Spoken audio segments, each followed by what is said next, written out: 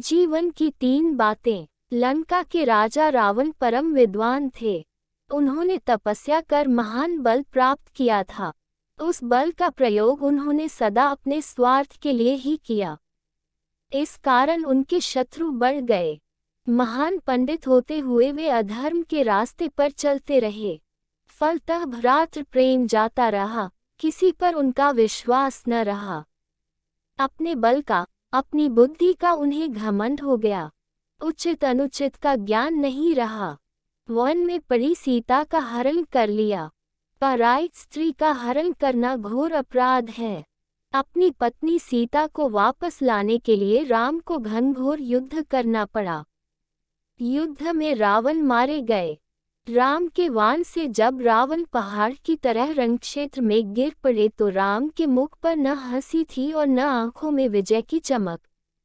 असत्य की हार होती आई है और हुई। अधर्म का नाश होता आया है और हुआ।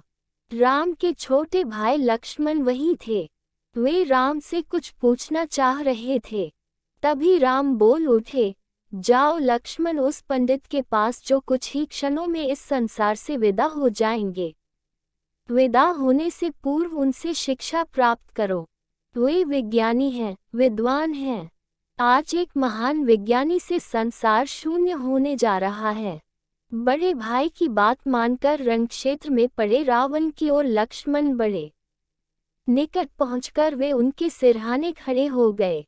कहा, महान विद्वान रावण, मैं शिष्य बनने आया हूँ, मुझे शिक्षा दीजिए। आपका रावण बिगड़ कर बोले, तुम अस्त्र लेकर उपस्थित हुए हो, मेरे सिरहाने खड़े हो गए हो और तुम में नम्रता भी नहीं। तुम मेरा शिष्य बनने का अधिकारी नहीं। तुम शत्रु बन सकते हो, शिष्य नहीं बन सकते। लक्ष्मण ने तुरंत अस्त्र त्याग दिया। सिरहाना छोड़कर वे पैरों के पास आ गए और नम्रता पूर्वक प्रणाम करते हुए कहने लगे, महाराज, मुझे माफ करें और विद्या दान दें। अब रावण संतुष्ट होकर कहने लगे, प्रिय लक्ष्मण, तुम ऐसे समय में आए हो जब मैं दुनिया छोड़ रहा हूँ। ये जीवन दीप अब बुझने ही वाला है। फिर भी ध्यान पूर्वक सुनो। मैंने बल बुद्धि प्राप्त करके भी इससे दूसरों को कभी लाभ नहीं पहुँचाया। दूसरों को लाभ पहुँचाता, परोपकार करता तो मेरी ये दुर्दशा न होती। मैंने दूसरी भूल ये की कि शत्रु को सदा छोटा और निर्बल समझा। शत्रु को छोटा न समझता तो मेरी ये दुर्गति नहीं होती। मुझसे तीसरी भूल ये हुई कि मैंने भाई बंधुओं को प्यार नहीं दिया। प्यार देता तो विभीषण मेरा विरोधी नहीं बनता।